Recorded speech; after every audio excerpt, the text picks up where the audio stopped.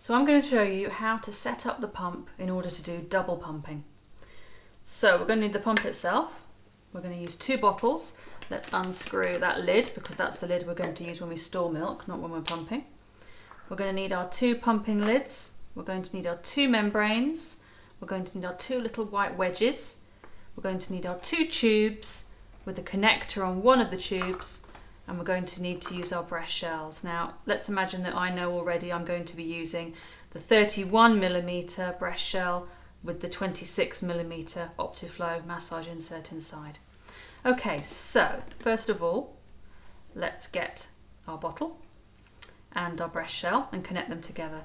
We're going to need to put this little white wedge on the end of there. Now I should have said at the beginning that we need to wash our hands. Let's not introduce any more bacteria than we need to. So I've washed my hands before I started handling the breast pump. Then we're going to screw that onto here. Then we're going to need another membrane at the top here. So this is these membranes. Now it's rough on one side and smooth on the other. We put the smooth side facing up. Then I'm going to screw on my lid. Now there's a little tiny line on one side that needs to match up with the line on the breast shell. So I'm going to match up those 2 lines and then screw it about 1/2 centimetre clockwise to lock it in.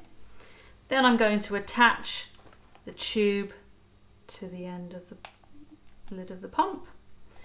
And now I've got my other end of my tube that's ready to go into the pump itself. Now because I'm going to do double pumping, I can undo this connector in order to attach the pump on the other side. If I was doing single pumping, I'd want to keep that connector closed. So I'm going to add that other tube in, and I'm going to do the same on the other side. So we've got our breast shell. We're going to add our little white wedge on the bottom. I'm going to put my membrane in the top. I'm going to screw on my special lid by lining up those lines and going clockwise 1/2 centimetre. Screw it onto my bottle.